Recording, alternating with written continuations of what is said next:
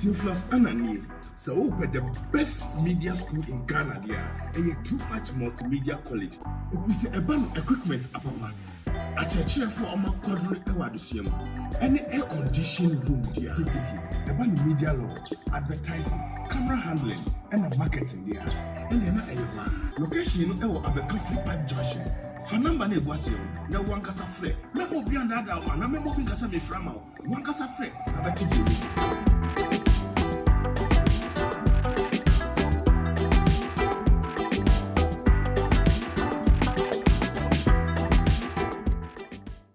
Yo ebusuyan for mama kwaba eba AfricMedia so mom nim sala de biya no in some of social issues and afi so man for our real musem eno na da e be so mo na relationship no na nyina na se bia ono kanchema anampo so onu kunu pede bi ebu a ono ma me de well relate ni nyina enso eka ho bi ene de onyonkopa bi e de na asem bia be so me ya se adofo se me ne wo ya fa ye ho anhwemu an asem no ebeji nsem pa ni nyina ne se ne nyonko no ase o lose control of Baba one in chair when you're 17 years per or lose control of aye akolano no shesana mama nankasa a deciding and the decision or the betu jano se me no yan for your foot on some amba some na no so ain't me and fam one and yon kone dia ne say yan sha akolana nankasa ne dache ebe basa pa na for me twa me ho aba na me ba onyon ko pa no na asem o de beso me de beka to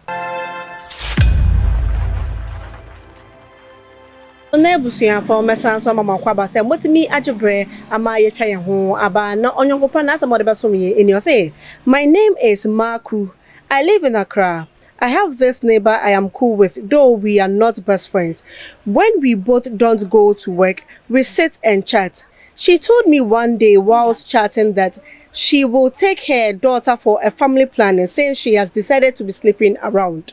Honestly, this girl is just 17 years old and has quit school. She doesn't sleep at home, very lazy, always hanging around with Kubola boys and girls with indecent dressing and haircut. My friend told me her daughter aborted pregnancy once, but thinking the worst experience will serve as a deterrent, but this child isn't willing to. The mom's point is the boys she's sleeping around with are so irresponsible, and when she gets pregnant, the burden will bounce back to the mom, which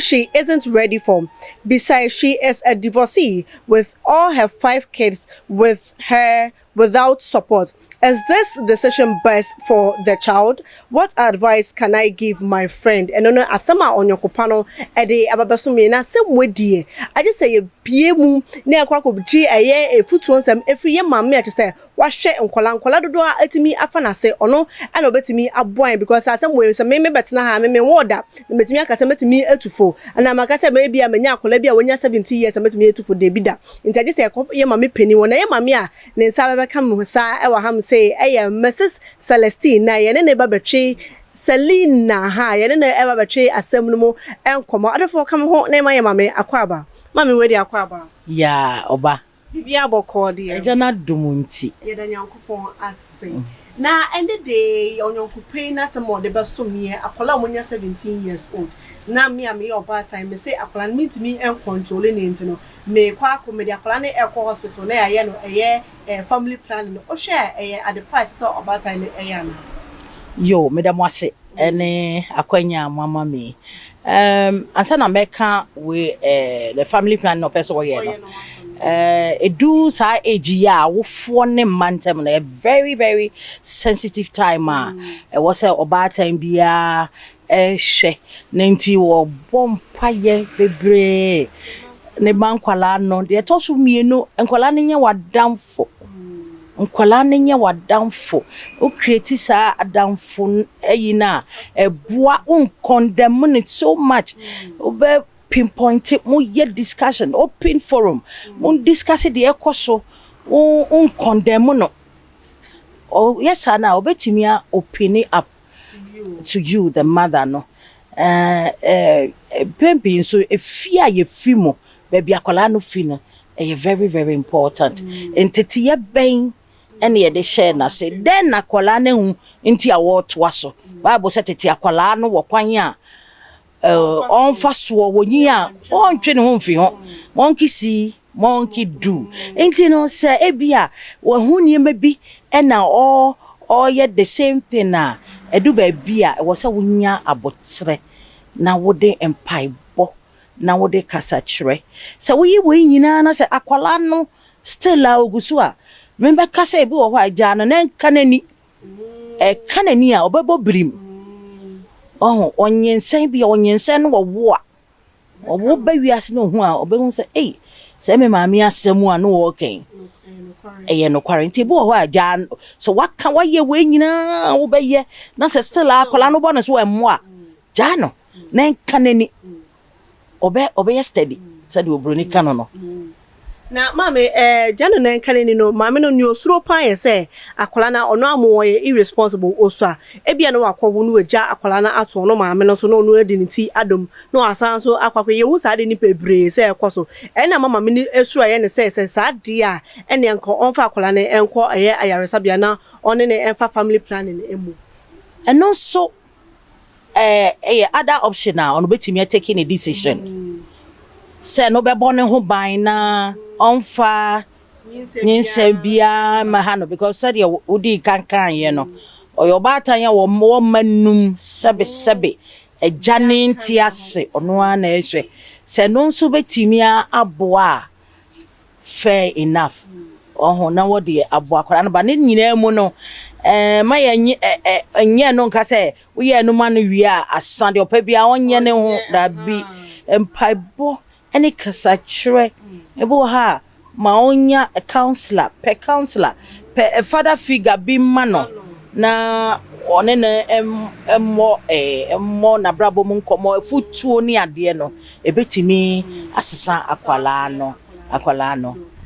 nti family planning in the osha enya ade beboa but say if that is the only option anko onfa enye na wo ya monsi hwa mon kase wa family planning nti amakola no nti wo jai no ebetimi asɛ no enne yehu ne si o kira ye ni makola na hyebre could be a very beautiful one but sa na monto ebetimi asɛ nti onfa afutuo mpaibo na meka di kan konya na damfo mo on condemn no on kyerɛ no o kyerɛ ne niama nsunsuanso a edidi niema bi achi na wo hu ebi kura obi wo a sa family planning ye no na wantimi anwo bi o menka se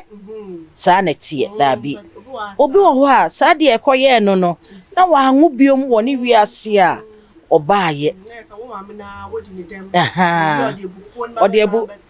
onfa bufo na meta so kra konya obi ba be ma animonyamfo obi won du sro on akosro pempenso status are raise higher one worry here ba na ma because of anamontu obi akwala na efa mu no nti be ya kontwe no mama we dey efuto nsem bia wo bia na wo dey asom enwa last one crowd last submission crowd na fa komonisi medam ase me fasa akwanya iso etu maburu afo mabawa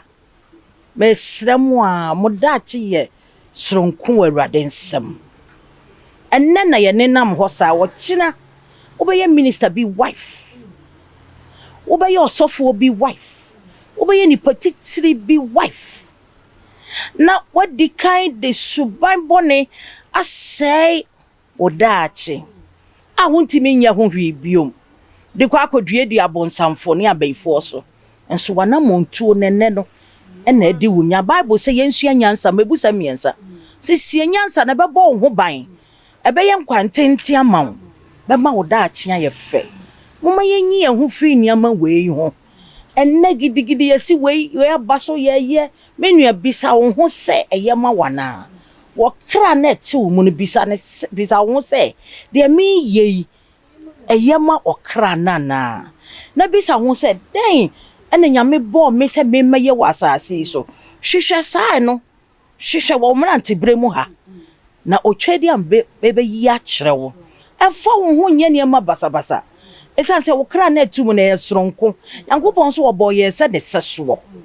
nyame bo ye wo seso a wo ye soronko ye special emfo wani mu ntwitwi fom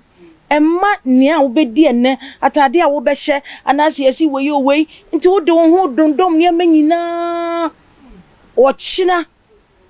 what trans ye wo se na we kura den de ebre me Solomon kai wo si de nyina mu ye vanity upon vanity or china wo be realize is ade we den na ye too late mo ma ye ntwe ye ho fa ho to wo ma urade na fa wakwa nyina hye ne nsa na ono na obetutu wanamo asiye amen. Amen. You say mi huya kwa okwasea ana okasa asem no ampa. Yo na ebusuanfo ende de ma me waka ne nyina ai utie ni okai na so utie mu asem pa bo se